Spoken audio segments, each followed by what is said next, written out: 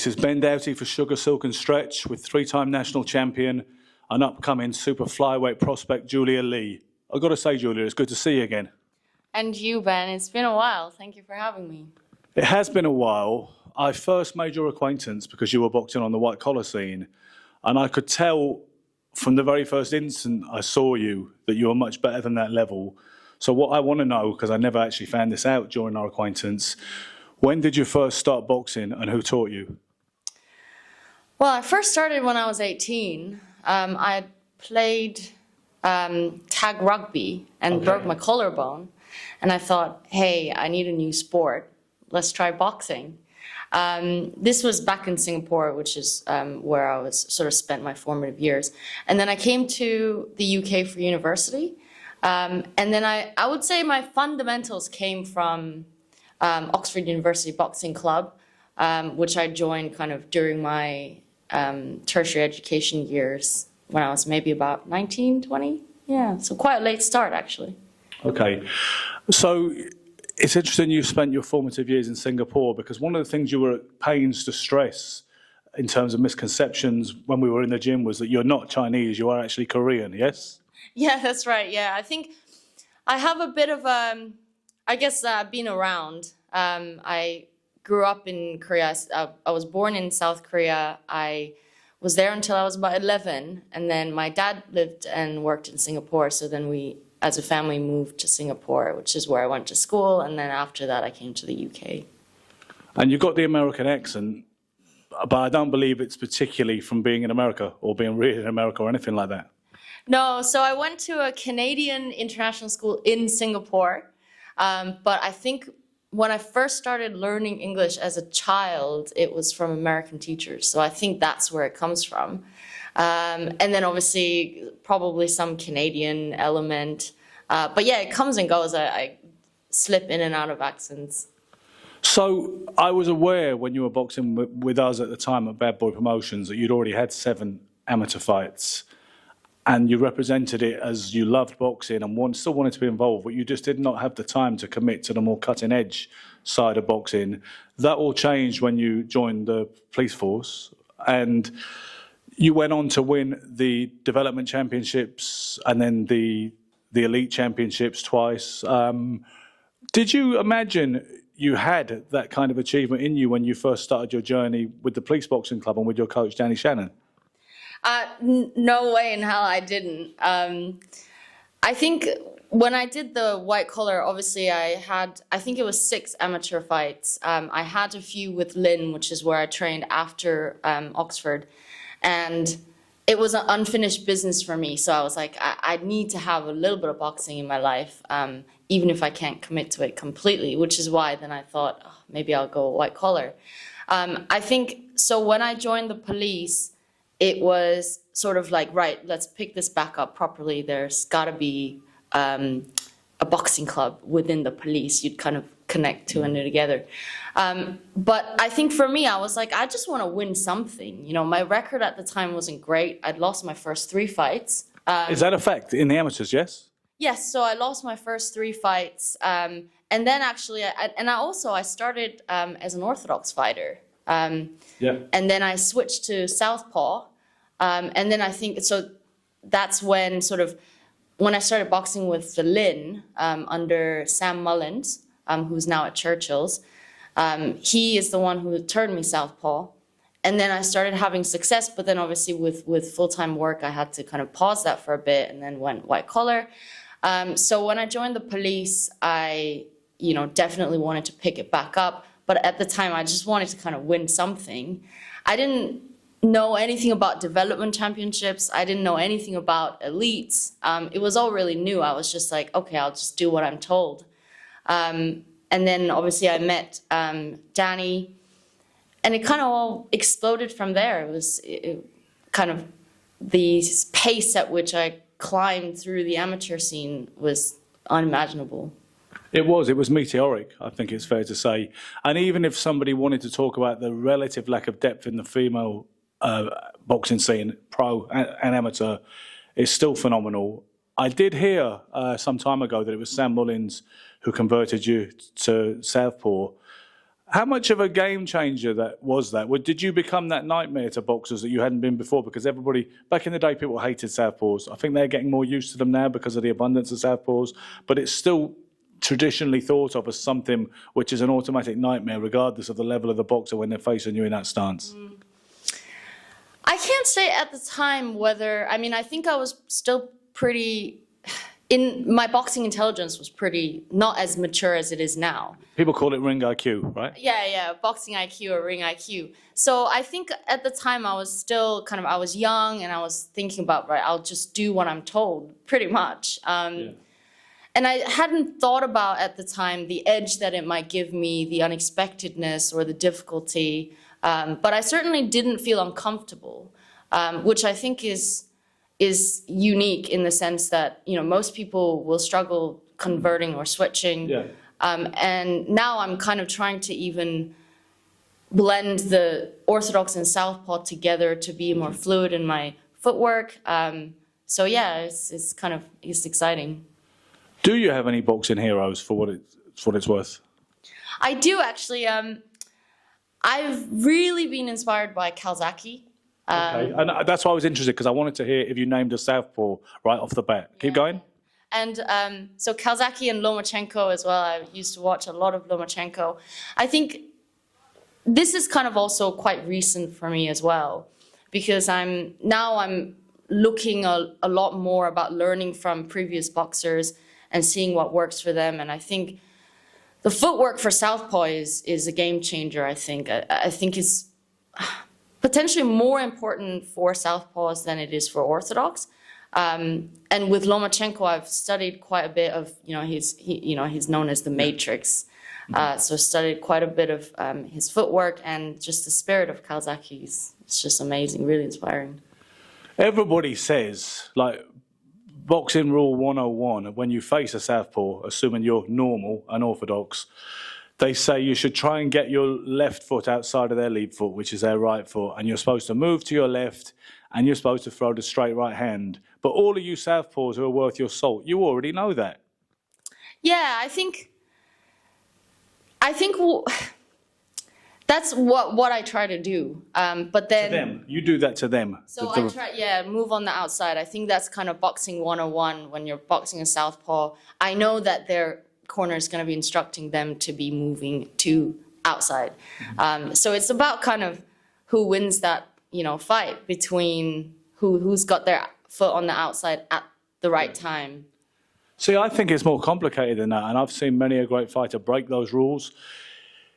Right off the top of my head, if you watch Muhammad Ali versus Carl Mildenberger in 1966, I know Ali was a maverick and you'd hardly use him as a template for anything basic, but he's moving constantly to the right, and he's gambling on the fact that his right hand's quicker than the Mildenberger's left hand, and he's nailing him time again by going the opposite way. And I've seen a bunch of fighters who've broken those rules. I think ultimately, when you get to a certain level, it's never quite that simple. Yeah. But right now, it works for you, yeah? I subscribe to your view as well, in the sense that you never want to be predictable and you never want just one sort of game plan. So if you're constantly moving to the outside, they're going to catch on at some point and you're just both going to be dancing to the right, so, or to the opponent's left. So I think it is about unpredictability. It is about the fluidity of movement, how many different kinds of combinations and how many different kinds of footsteps you can put into a game that's unpredictable, that's timed correctly. So yeah, I definitely don't always follow the same kind of plan. I think what I try and do in boxing and in life is be different. And I think, that's what I try to put into my boxing as well. It's never one way. So I know you recently suffered a disappointment because your long-awaited professional debut, which was scheduled initially, I believe, for June the 29th, at the York Hall, the spiritual home of British boxing, essentially. And there was an issue. It wasn't just, I was glad to hear it wasn't just your fight. The whole card was pulled because of whatever issue prevented it from taking place.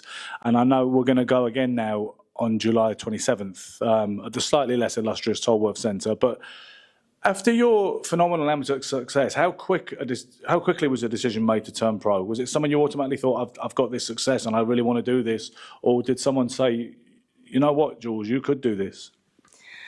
Funnily enough, I said I would never turn pro. Yeah. In the amateur days, I said that is not something I want to do.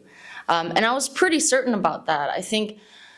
But after the successes I've had in amateur, I'm always looking for some new way to challenge myself and grow. And rather than kind of swimming in the same pool, and I'm sort of getting older as well. So I think that it's a natural, I thought that it was a natural progression, but I never actually wanted to turn pro. But it's been really exciting, actually, unexpectedly. You're a bit like Sugar Ray Leonard, who never intended to turn pro either. After he won the 1976 gold medal in the Montreal Olympics, he said that he just wanted to go to college and wasn't trying to go down that predictable route. But obviously, you know, the rest is history. But he did it because he was coming from a place of poverty, which I don't believe you're in quite that situation. No, I do have a full-time job as a detective in the Metropolitan Police. But I think that actually boxing and my work, sort of, they're symbiotic, and one cannot exist without the other. I think even through the amateur days, a lot of my kind of fuel came from working with young people in London. My current role is child exploitation team, so I work with a lot of young people in difficult situations who might be exploited or who might be kind of susceptible to falling into kind of a difficult life. And I think boxing, I've seen what it can do for me, and I want to kind of share that experience. So, and part of kind of my reason for moving into the pro scene is I want to be leading by example. And if I sort of stop where I was, I want to continue to be relevant and continue to be inspiring young people through my own experience. So it was really important for me to keep getting that experience. Yeah. I know about your skills anyway. I know you're a very capable boxer, but Danny, your coach, tells me you've completely transformed in the last several months. I know you've been sparring with a lot of decent female pro fighters and a few names as well. And I hear you've been doing very well against them, and that you've made certain adjustments which have made you a different animal at this point to the good amateur boxer that I was familiar with. Yeah, so I think it's all about kind of maintaining the things that I knew I was strong at. Like, I had good footwork and good power, which carried me through the amateurs. And I think with the pro, I've been layering other things on top of that. So obviously it's different kinds of fighting style for pros, a lot more grounded power work, kind of toe-to-toe exchanges. But what I wanted to do was maintain the strength and maintain the edge and not completely change who I am as a boxer, but just add more layers of skills on top of that.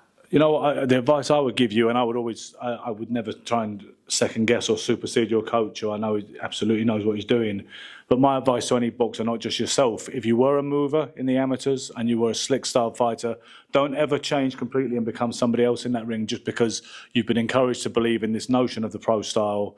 I remember Tony Jeffries, the former bronze medalist, who it didn't work out for as a pro. He was massively popular even as an amateur. He was an Olympian.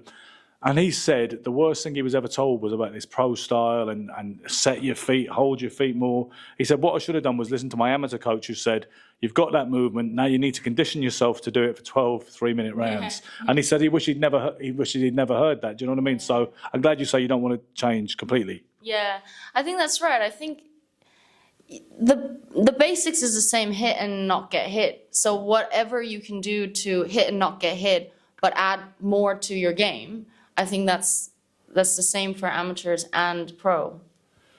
Do you have an opponent officially yet for the 29th at Tolworth, or are you still waiting for confirmation of that? I do. So I have. I'm boxing Gemma Rourke. Okay. So that got confirmed. I think it was yesterday or the day before.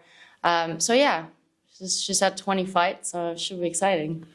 Obviously, professional fighters at the grassroots level, they cut their teeth first on journeymen or journeywomen, and they're people who are not. Their opponents are not ambitious, they're experienced and they're slippery and they're canny. And it's just a part of the process, right, in order for building blocks to get you towards meaningful fights and hopefully title fights. Yeah, I think that's right. I think that, there's so much going on in professional boxing that you didn't have to previously think about at amateur level. Ticket selling?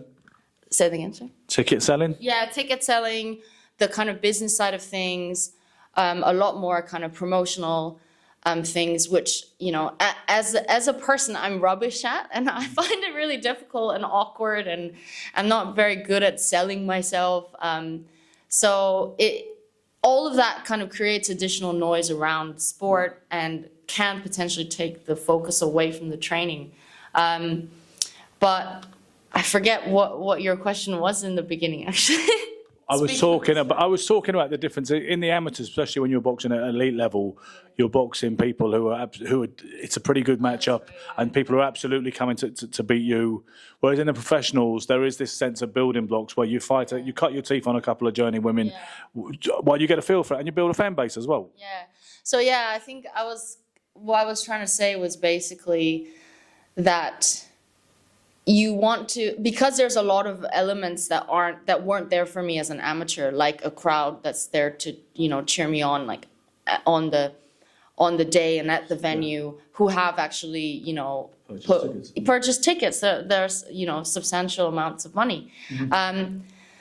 So you want to, there's an additional element of performance in that as well. So I think it's really important to get used to that kind of environment, and then, like you said, build that experience, and then hopefully go on to do more kind of important fights. And also, there are pitfalls, and there's no givens. I saw that you've been sparring Maisy Rose recently, who suffered her first loss on the Johnny Fisher undercard at the Copper Box the other day. Did you see the fight, and what were your emotions when you saw that she'd suffered that loss? When you must have formed some camaraderie with her. I actually didn't watch that fight. I think this close to. It's funny because I try to balance the noise around what's going on outside of my own training. I think it's really important to be aware of other fighters on the scene, what people are doing. But I think that primarily, as you said, it's important to get. This is all very new to me. And it's this close to my own fight. I think for me, it's really important to stay focused on my own game and not worry too much about how people are doing elsewhere. I think that I trust, the team around me to be analyzing, to be studying, to be keeping up to date with what's going on. And then when it's time for me to engage with that, I would set aside time to engage with that. But I don't necessarily kind of, because it makes me, nervous. It makes me think about things, and it kind of distracts me from what I'm doing.